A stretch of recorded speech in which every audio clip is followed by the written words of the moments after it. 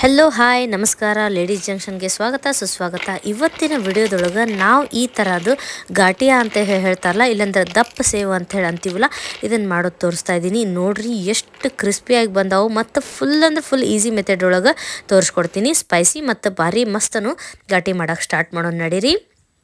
ಈಗ ಒಂದು ಸ್ವಲ್ಪ ಇಷ್ಟು ಹಸಿ ಖಾರದ್ದು ಮಾಡ್ಕೊಳಕ್ಕೆ ನಾನು ಮೆಣ್ಸಿನ್ಕಾಯಿ ಒಳಗೆ ಸ್ವಲ್ಪ ಉಪ್ಪನ್ನು ಹಾಕ್ಕೊಂಡು ಅದನ್ನು ಗ್ರೈಂಡ್ ಮಾಡ್ಕೊಳಕತ್ತೀನಿ. ಈ ಥರ ಸ್ವಲ್ಪ ಇದನ್ನು ಪೇಸ್ಟ್ ಥರ ಗ್ರೈಂಡ್ ಮಾಡ್ಕೊಂಡು ಆದ್ಕೂಳೆ ಒಂದು ಸ್ವಲ್ಪ ತೊಗೋಬೇಕು, ಭಾಳಲ್ಲ. ನಾ ಸ್ವಲ್ಪ ಅಚ್ಕಾರದ ಪುಡಿ ಅಷ್ಟು ಸ್ವಲ್ಪ ಹಾಕ್ಕೊಳಕತ್ತೀನಿ. ಆಮೇಲೆ ಇದು ಚಿಲ್ಲಿ ಪೇಸ್ಟ್ ಇರ್ತೈತಲ್ಲ, ಇದು ಹಸಿ ಮೆಣಸಿನ್ಕಾಯಿದ್ದು ಅದು ಸ್ವಲ್ಪ ಹಾಕ್ಕೊಳಕತ್ತೀನಿ. ಇದು ಘಾಟಿಯಾ ಮಾಡೋದ್ರೊಳಗೆ ಅಷ್ಟು ಹಾಕ್ಕೊಂಡೆ ಮಾಡಕತ್ತೀನಿ.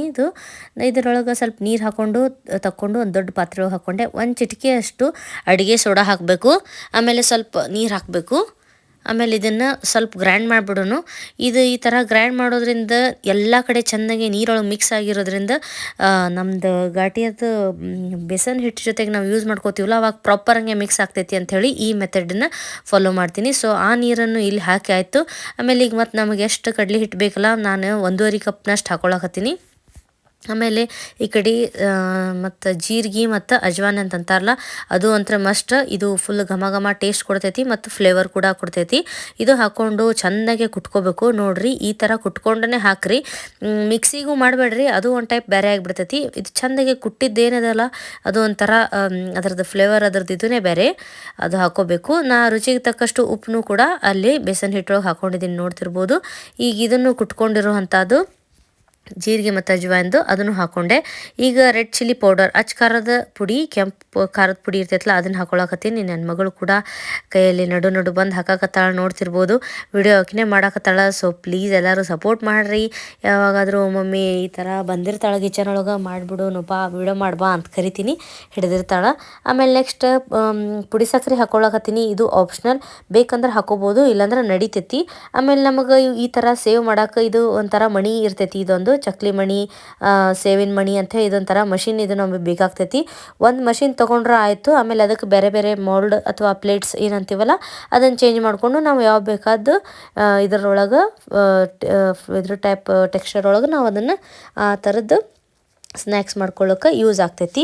ಅದ್ರ ಒಳಗೆ ಸ್ವಲ್ಪ ಎಣ್ಣೆ ಹಚ್ಚಿ ರೆಡಿ ಮಾಡಿಕೊಂಡೆ. ಈಗ ಕಡಾಯಿ ಕಾಯ್ಸಕ್ಕೆ ಇಡಾಕತ್ತೀನಿ. ಸೊ ನೋಡ್ತಿರ್ಬೋದು, ಅದು ಕಾಯ್ದಾದ್ಮೇಲೆ ಎಣ್ಣೆ ಹಾಕಿದ್ದೀನಿ. ಇದು ಇನ್ನೊಮ್ಮೆ ಸ್ವಲ್ಪ ಚೆಂದಾಗಿ ಮಿಕ್ಸ್ ಮಾಡ್ಕೊಳ ಕೈಲೇ, ಅಂದ್ರೆ ಪ್ರಾಪರಂಗೆ ಮಿಕ್ಸ್ ಆಗ್ತೈತಿ. ಫುಲ್ ಗಟ್ಟಿನೂ ಇರಬಾರ್ದು, ಸ್ವಲ್ಪ ಈ ಥರ ಫುಲ್ ಅಳಸನೂ ಇರಬಾರ್ದು. ನೋಡ್ತಿರ್ಬೋದು ನೀವು, ಈ ಥರ ಪೇಸ್ಟ್ ಥರ ರೆಡಿ ಮಾಡ್ಕೋಬೇಕು. ಅದಾದ ಕೂಡಲೇ ನಾವು ಅದು ಮಷಿನ್ ಒಳಗೆ ಫಿಲ್ ಮಾಡ್ಕೋಬೇಕು.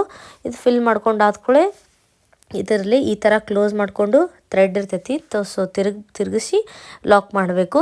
ಆಮೇಲೆ ಇದು ಏನದಲ್ಲ ಗನ್ ಟೈಪಲ್ಲಿ ಹ್ಯಾಂಡಲ್ ಹಿಡಿಯೋಕೆ, ಅದನ್ನು ಪ್ರೆಸ್ ಮಾಡ್ಕೊತ ಹೋದ್ರೆ ಸಾಕು, ಇದು ಬೀಳಕ್ಕೆ ಸ್ಟಾರ್ಟ್ ಆಗ್ತೈತಿ. ಸೊ ಎಲ್ಲರೂ ಇವತ್ತೇ ಈ ರೆಸಿಪಿನ ಟ್ರೈ ಮಾಡ್ತೀರಿ ಅಂತ ಅನ್ಕೊತೀನಿ. ಇಷ್ಟು ಕ್ರಿಸ್ಪಿ ಭಾರಿ ಫುಲ್ ಹೊರಗಿನಕಿತಾನು ನಾವು ಮನೆಯಲ್ಲೇ ಈ ಥರ ಮಾಡ್ಕೊಂಡು ತಿಂದ್ರೆ ಭಾಳ ಅಂದ್ರೆ ಭಾಳ ಟೇಸ್ಟಿನೂ ಇರ್ತೈತಿ.